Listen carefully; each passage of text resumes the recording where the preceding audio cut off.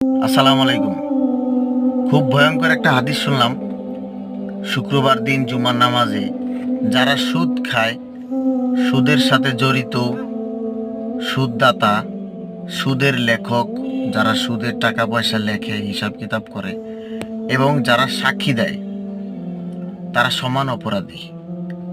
আল্লাহ রাসূল সাল্লাল্লাহু আলাইহি সাল্লাম এই শ্রেণীর লোকদেরকে অভিশাপ দিয়েছেন এবং তারা অভিশপ্ত। আর সুদ খুবই ভয়ঙ্কর একটা ব্যাপার। দয়া করে সুদের সাথে জড়াবেন না, আর যাই করেন সুদের সাথে জড়াবেন না। যদি আপনি হারাম খান, সুদ অবশ্যই হারাম, যদি আপনি হারাম খান তাহলে আপনার রক্ত দূষিত হবে, সন্তান মানুষের মতো মানুষ হবে না। দ্বিতীয় কথা হচ্ছে আপনার দোয়া আল্লাহ তাআলার কাছে কবুল